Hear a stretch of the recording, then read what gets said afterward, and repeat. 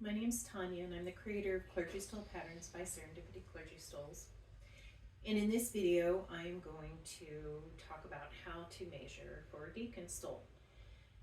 Now, if you already have a deacon stole and you like the way it fits, that's the best way to measure. You fold it in half and measure the sash, which is from the left shoulder to the right hip. You double that.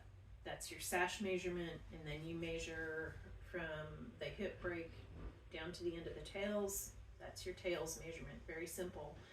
If you don't have a stole that you like and that fits well, here's an easy way to determine the measurements for a well-fitting deacon stole. Now, you'll want to have somebody help you. This is not something you can do by yourself. And it's most helpful if you have a flexible measuring tape like this. It doesn't have to be as long as mine, but is at least 5 feet long, 60 inches long. Longer if you are a bigger bodied person. Now, if you just don't have one of these, can't borrow one, can't find one to buy, you can use a cord that you can wrap around to sort of mimic how a stole is going to fit, and then you can measure the cord with some kind of straight edge. We're going to use a measuring tape today, and I'm going to show you on the mannequin. You will want to wear your robe, because the robe and what you're wearing under it is going to affect how the stole fits. So make sure that you're wearing, if you wear a suit under your robe, then wear the suit under your robe when you go to measure. So on my mannequin, kind of ends right at about the hip. So that's where we're going to start. We're measuring for the sash. So we're going to start at the back of the right hip.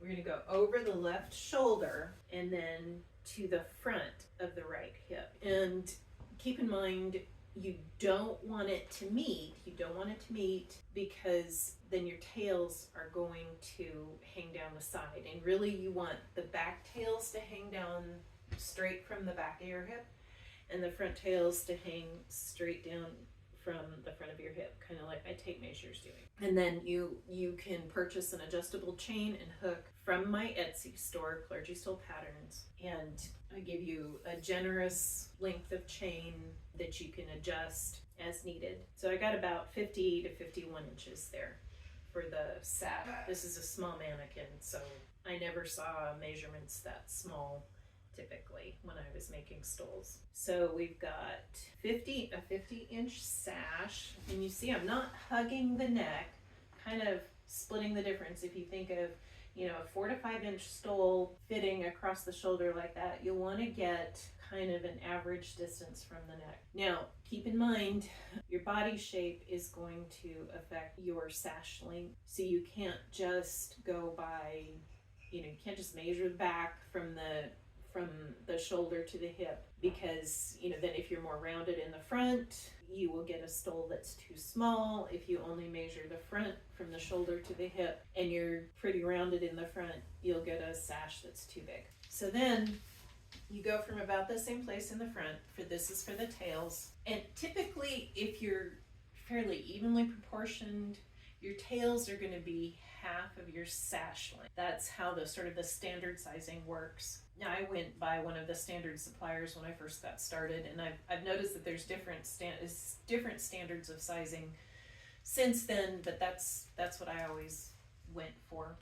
If your legs are super long, your tails are going to be probably longer than half your sash. I'm going to hold it at 25 inches from where I measured the sash, and that's a good length. We might want it a couple inches longer, maybe. If the sash was 50 inches and I started at 25 and I thought, I want it a little bit longer, so 27. Okay, but that's how so it's really very simple. It's just that you need help doing it, and you got to keep some things in mind when you're determining the sizing. Okay, so that about does it for measuring for a deacon stole. Check my YouTube channel for more videos. I will be doing some training videos as I have time. I am pursuing other callings since I closed my Clergy Stole store in October of 2024. One of those callings is taking care of 5 grandchildren who live with me part-time. So I don't have the work time that I used to. I'm also pursuing God's calling as a family function coach. If you're interested in helping somebody improve their family function, then you can connect with me on Facebook in my group Authentic Christian Families.